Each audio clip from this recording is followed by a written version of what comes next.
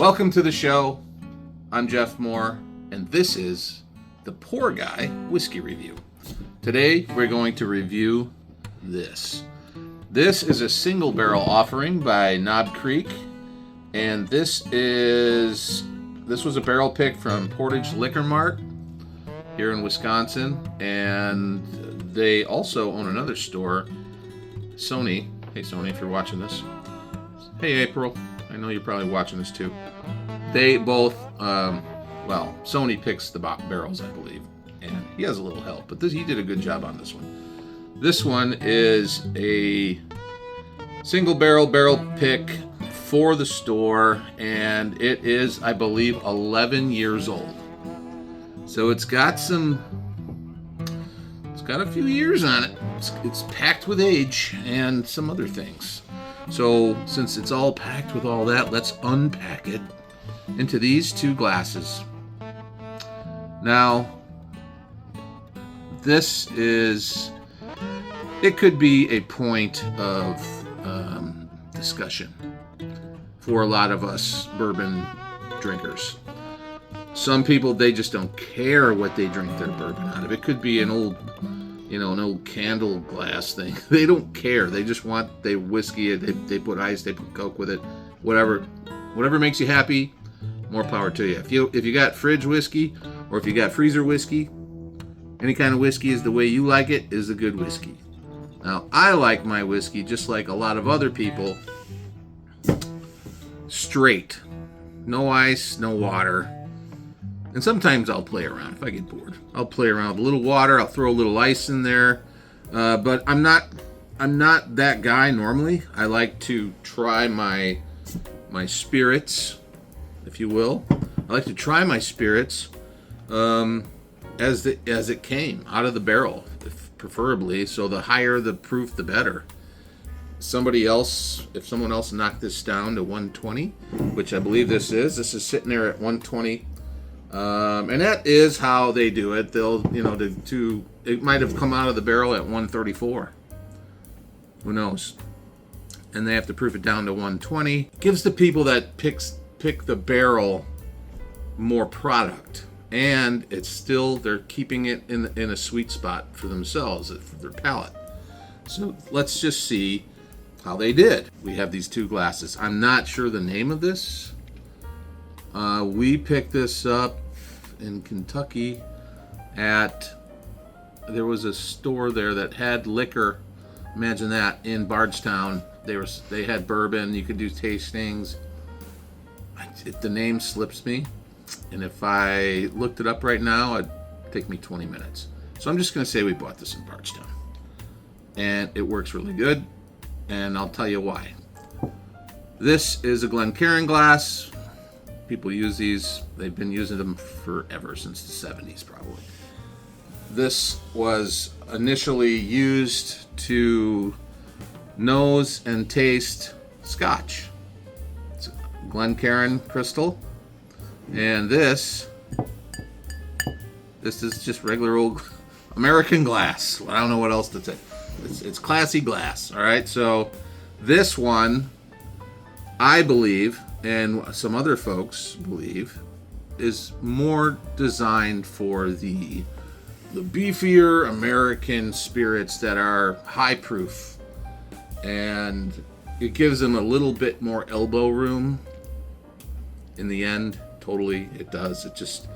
I notice that when I drink, say, something that's 110 proof, anything much over 100 proof, things get really, there's a lot of ethanol that comes out of this little guy, and it takes a while for it to settle down. And if it looks dirty, it's because this is take two. All right, so this is also take two. Hopefully we don't have a take three, but if there is, I ain't gonna be mad at it.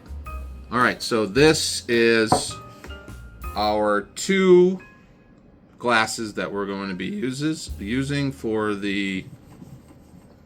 This is the two glasses we're going to be using, and we're going to see right now with 120 proof which one of these is going to do better for me, because I know I love these, but through my experience with these, I've had nothing but good reviews on it from myself personally. Is there a place for these? Let's find out. All right, so here's the first little, as far as you know, the first little bit that's been in this glass. I'm not going to do a whole bunch in each one of these. I'm just going to do kind of a light pour. And we'll see what's what. So let's just set this guy over here. All right, now. This is where it gets real interesting. Okay, so here we have our two samples. Dun, dun, dun. Check it out. I don't know why this is here. All right, so this is an amazing example of what these two glasses were designed to do. They're technically designed to do the same thing, right? Except for this one has a bit more elbow room.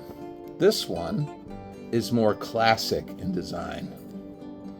You know, it really is. This one is not really an what I would call a glass, you know, where you could put ice in. I suppose you could, but it's tapered at the top. It's tulip in shape, just like this. But this one has a bit more volume.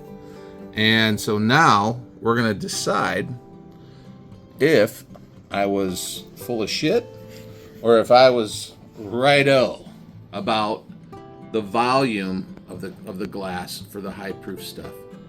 Is it going to make a difference on the nose and on the flavor?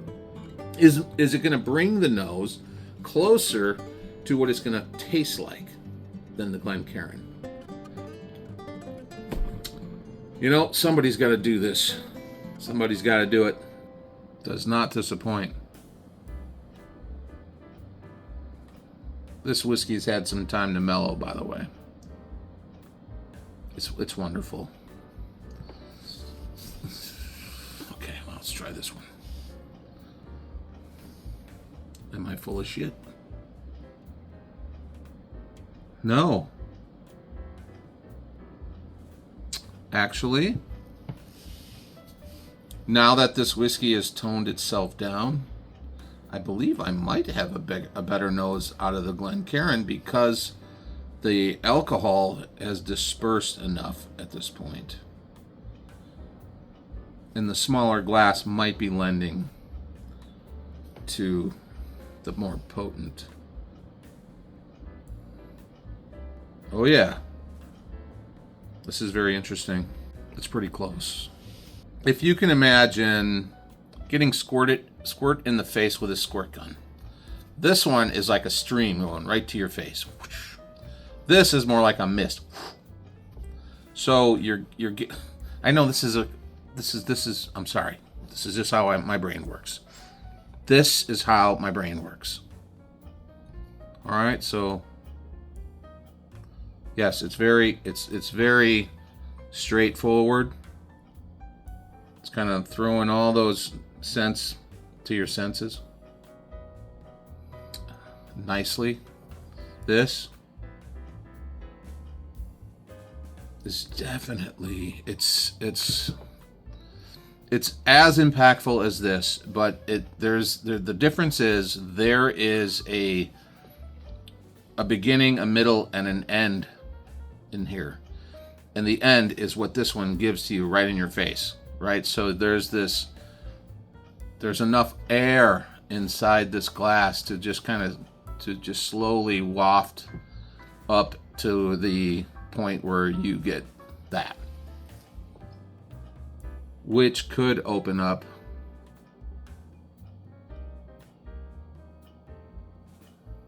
some new notes. And I do kind of get that out of this. Definitely. Like, I'm getting a lot of oak out of this one. And I'm getting a floral note out of this one with vanilla, because it's coming in light first. So it's able to, your palate is able to pick up on that pretty easily. And if you really want to get stupid, you could jam your schnoz right in there and be pretty close to this. But I suppose you can do the same thing if you coat your glass. No, it's like getting squirt right in the face. All right, so let's go in for a little sip. This is gonna sound weird, but I think the nose on this is straightforward, and when it hits your palate, it's very much straightforward. And it might be because everything is still kind of condensed in that glass, where in this one it's had a chance to open up, widen up a little bit.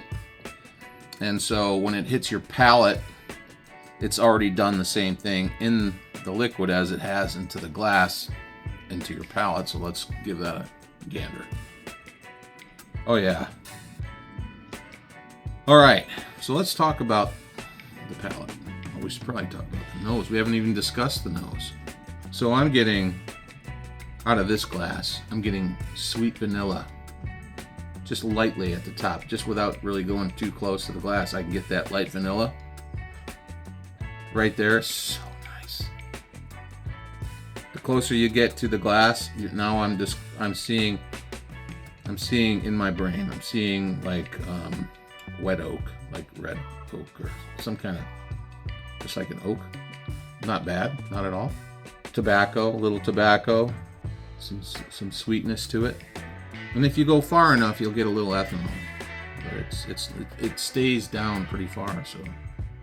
I'm not getting a lot of caramel. It's vanilla, tobacco, a little oak, quite a bit of oak, some pepper or some spice. And on the palate, it's dang near identical. It's opened up quite a bit. When you see people do this, I know there's a lot of people that say, "Oh, look at that guy! He looks like a snob sipping his, nosing his." But when you pay this much for a bourbon, it's going to take you for a ride. And if you let it, you don't want to be the one driving. You just want to go for the ride. You just want to be looking out the window. Matter of fact, roll the window down so you can feel the wind and smell the smells. Yeah, so this is nice too. I mean, you could probably do everything that you're gonna do with this, but it just takes a little longer. For me, it does, because I have to like really concentrate on holding the glass at the right angle and the distance from my nose to just get those subtle. It's there, and it's a tobacco note. I'm getting that vanilla, oak spice. Is that a thing? Oak spice? Nope. The vanilla, the oak, and the spice. And as they open up, even more. Like, if you want to try a different whiskey, just wait 5 minutes. You can literally walk away from this, come back 5 minutes later, it smells different, tastes different, and it's just going to get better and better and better the more it mellows. And it's just a matter of how you want it to mellow and what shape the glass is, right? Yeah, see, this is doing, it's sort of like we have twins, but they are slightly different in personality. One can dance, one is an artist. This guy can paint, this guy likes math. I don't know. It's just, that's about how close it is. I'm going to say that for high proof stuff, I'm going with this. And if anybody can tell me what glass this is, I don't know what the name of it is, but it sure is nice. And it tastes different. Anyway, thanks for watching, everyone. I'm Jeff Moore. This is the Poor Guy Whiskey Review. And we'll see you on the next one.